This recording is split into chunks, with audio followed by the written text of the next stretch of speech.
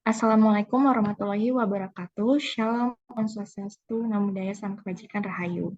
Selamat sore kepada teman-teman sekalian dan juga yang saya dan teman-teman kami hormati, Pak Ridwan dan Pak Wildan selaku dosen pengampu mata kuliah Hukum Internasional. Pada kesempatan kali ini kami akan mempresentasikan terkait hukum internasional publik mengenai kasus kekerasan militer Amerika Serikat kepada tahanan perang Afghanistan.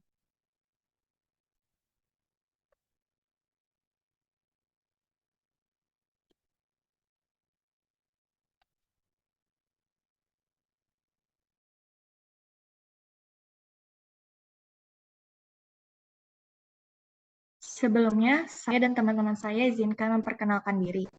Saya sendiri Ruth Salamita Lembantobing dengan NIM 81114222726.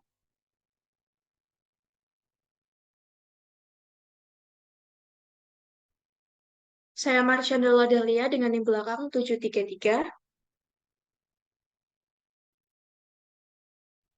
Saya Pamuk Harika dengan NIM belakang 719. Saya Akmal Haris dengan NIM belakang 735.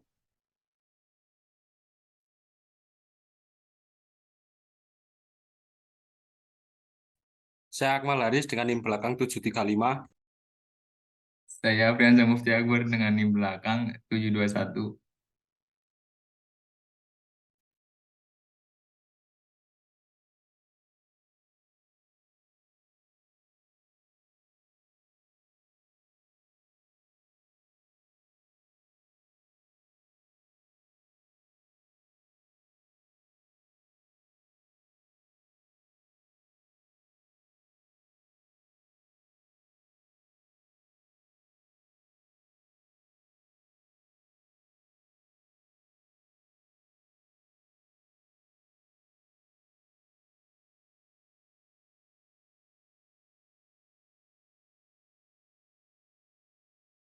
Latar belakang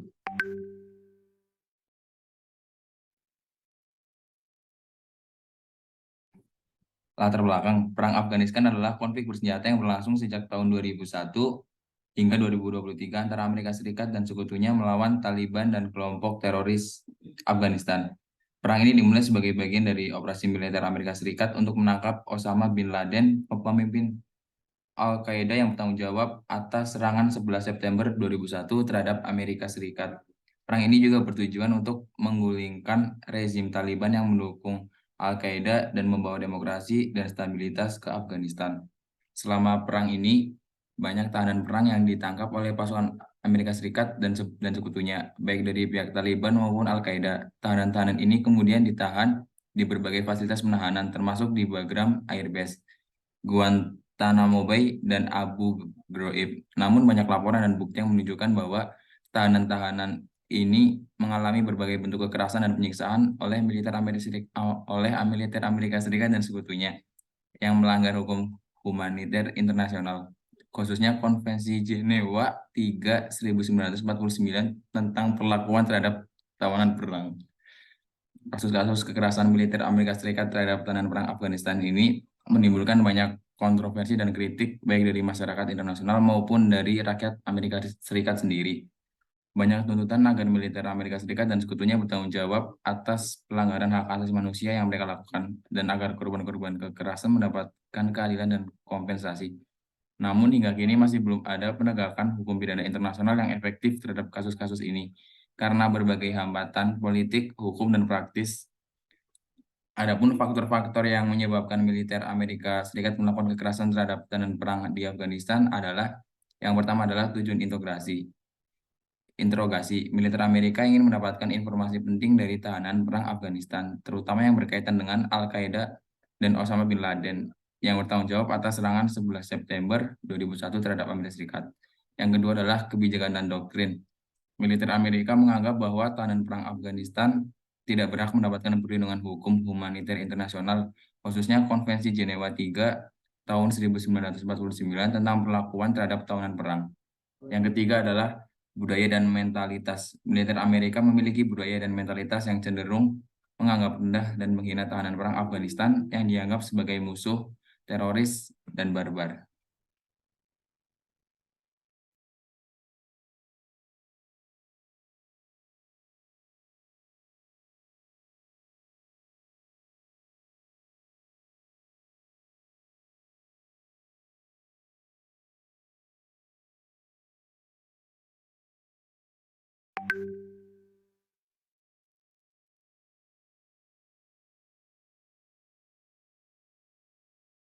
Baik, selanjutnya ialah mengenai pembahasan yang pertama, yurisdiksi ICC.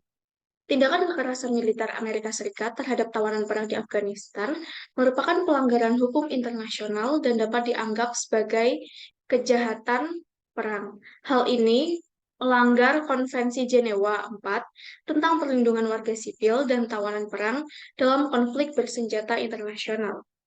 Amerika Serikat juga telah menandatangani konvensi tersebut, sehingga harus mematuhi ketentuan-ketentuan yang terkandung di dalamnya. Kemudian, militer Amerika Serikat yang di dalam hal ini melakukan tindakan penyiksaan dengan praktek interogasi secara kasar terhadap tawanan perang Afghanistan yang terjadi dan dilakukan pada yurisdiksi teritorialnya. Pada yurisdiksi teritorial Afghanistan, sehingga kasus ini sangat dimungkinkan untuk diadili di pengadilan internasional. Dalam Statwa Roma pasal 12 ayat 2, menyatakan bahwa International Criminal Court memiliki kewenangan untuk mengadili individu yang berasal dari negara yang sudah menjadi pihak dari International Criminal Court.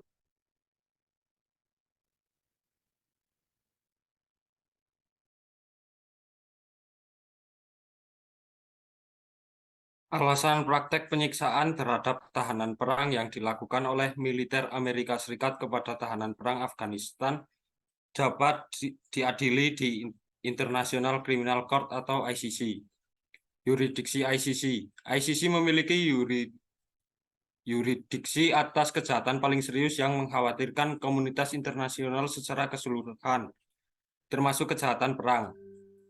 Kejahatan perang mencakup penyiksaan dan perlakuan tidak manusiawi terhadap tahanan perang. Oleh karena itu, praktek penyiksaan terhadap tahanan oleh militer Amerika Serikat dapat jatuh dalam yurisdiksi ICC.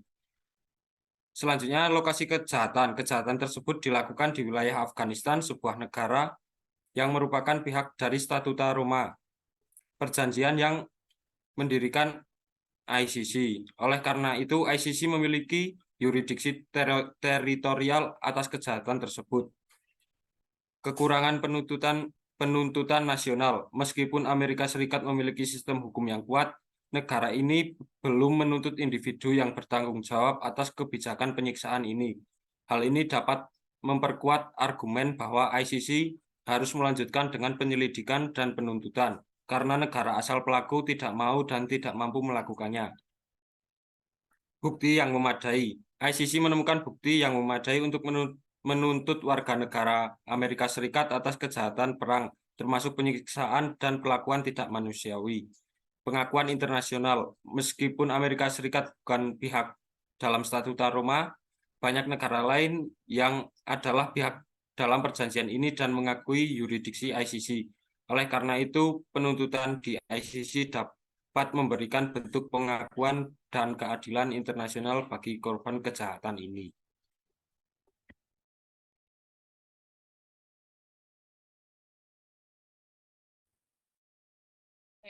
Dalam perlawanan atas serangannya terhadap International Criminal Court, Amerika melakukan berbagai upaya, baik melalui jalur politik maupun hukum, agar supaya International Criminal Court tidak dapat melaksanakan yurisdiksi terhadap warganya. Upaya-upaya atau strategi yang dilakukan Amerika Serikat antara lain sebagai berikut. 1. Membuat peraturan dan perjanjian untuk membatasi yurisdiksi International Criminal Court dengan negara-negara pihak dalam Statuta Roma. Yang kedua, membuat perjanjian dengan negara-negara lain yang melarang mentransfer warga Amerika Serikat ke International Criminal Court. Lalu, yang ketiga, mengadopsi resolusi Dewan Keamanan untuk mencegah pelaksanaan yurisdiksi International Criminal Court terhadap warga negara dari non-state parties dan yang terlibat dalam operasi-operasi perdamaian PBB.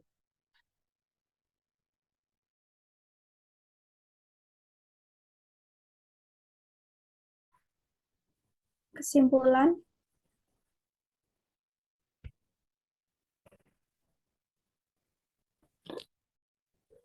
kekerasan yang dilakukan oleh militer Amerika terhadap tahanan perang Afghanistan merupakan serangkaian penyiksaan yang menimbulkan kontroversi dan perlunya pertanggungjawaban sehingga Amerika dapat dibawa dan diadili ke ICC. Karena kejahatan karena kejahatan interogasi yang dilakukan menggunakan teknik kasar, penyiksaan, dan perlakuan eksperimen biologis pada tahanan perang yang dilakukan di wilayah Afghanistan sebagai negara pihak. Hal ini berlaku terhadap pelaku kejahatan dari negara manapun, baik negara pelaku kekerasan terhadap para tahanan perang harus diangkat dan dihukum dengan aturan ada dan berlaku, sesuai dengan yang telah diperbuat. Hal tersebut bertujuan untuk memberikan efek jera terhadap setiap individu maupun negara, sehingga negara non-state parties yang mempunyai imunitas atau kekebalan sekaligus juga dapat diadili di Mahkamah Pidana Internasional, sehingga tidak melakukan kejahatan tersebut. Dengan demikian, pelaksanaan pemidanaan di Mahkamah Pidana Internasional dapat dijalankan secara efektif.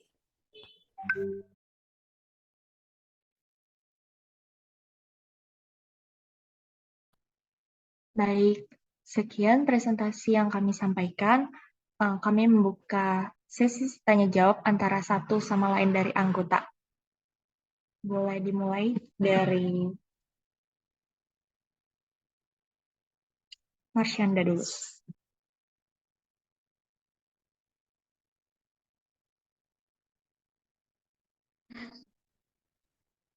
Baik, saya mau bertanya, bagaimana penerapan hukum pidana internasional terkait terkait non-state actor dalam kasus kekerasan yang dilakukan oleh Amerika Serikat terhadap tahanan di Afghanistan?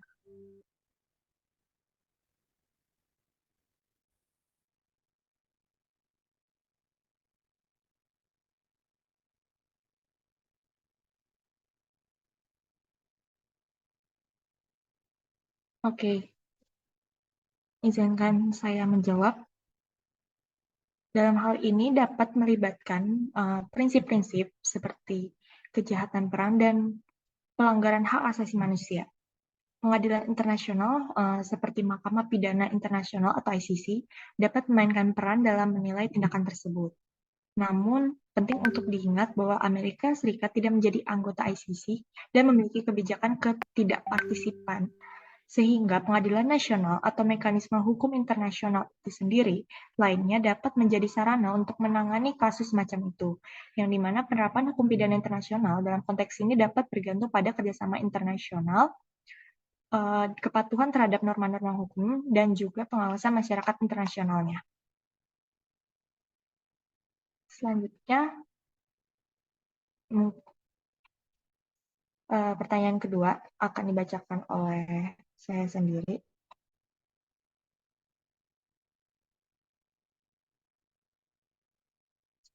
Bagaimana yurisdiksi Mahkamah Pidana Internasional ICC berlaku dalam kasus kekerasan militer Amerika Serikat terhadap tahanan perang di Afghanistan?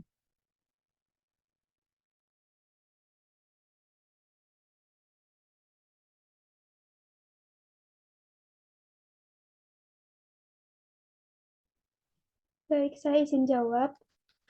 Dalam hal ini dapat melibatkan prinsip-prinsip seperti kejahatan perang dan pelanggaran hak asasi manusia. Pengadilan internasional seperti Mahkamah Pidana Internasional dapat memainkan peran dalam menilai tindakan tersebut. Namun penting untuk diingat bahwa Amerika Serikat tidak menjadi anggota ICC dan memiliki kebijakan ketidakpartisipasian, sehingga pengadilan nasional atau mekanisme hukum internasional lainnya dapat menjadi sarana untuk menangani kasus semacam itu. Penerapan hukum pidana internasional dalam konteks ini dapat bergabung pada kerjasama internasional, kepatuhan terhadap norma-norma hukum, dan pengawasan masyarakat internasional. Selanjutnya, saya ingin bertanya, bagaimana militer Amerika memastikan bahwa hak asasi manusia tahanan perang tetap terjaga dalam penanganan mereka? Terima kasih.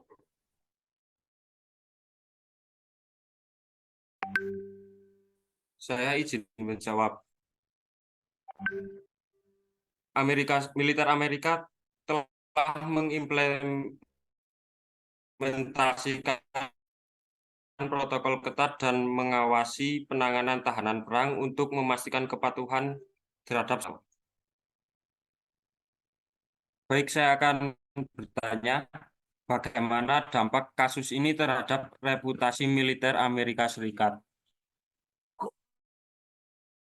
Baik, izin menjawab pertanyaan Saudara Akmal. Kasus kekerasan terhadap tahanan perang dapat merusak reputasi militer Amerika Serikat secara global. tindakan yang melanggar hak asasi manusia dapat menciptakan persepsi bahwa militer Amerika Serikat tidak mematuhi norma-norma internasional dalam konteks konflik bersenjata. Dalam beberapa kasus, tindakan kekerasan terhadap tahanan perang dapat menyebabkan kehilangan kepercayaan baik di antara sekutu maupun dalam pandangan masyarakat internasional terhadap militer Amerika Serikat.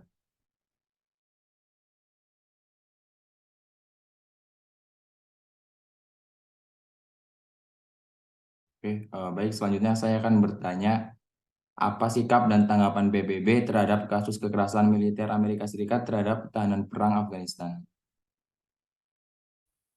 Baik, saya izin menjawab pertanyaan dari Saudara Afri.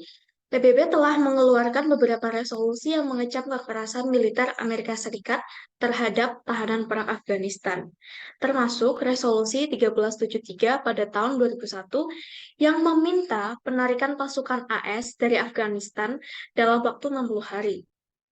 PBB juga telah mengirimkan misi khusus untuk mengawasi situasi di Afghanistan dan membantu pemulihan kemanusiaan. Namun, PBB juga mengakui bahwa tugasnya dalam menyelesaikan konflik di Afghanistan sangat sulit karena adanya ketidakkoordinasi dan ketidakpastian dan maksud saya dan ketidaksepakatan antara negara-negara anggotanya.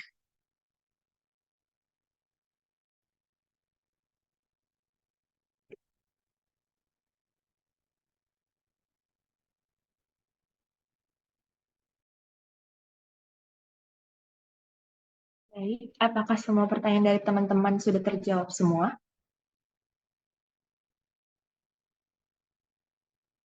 Sudah.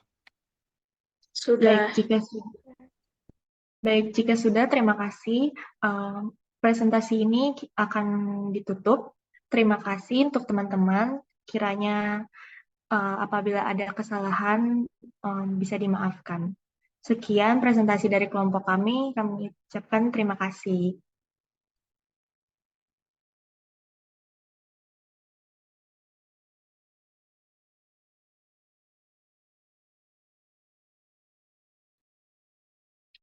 Udah free, bisa di stop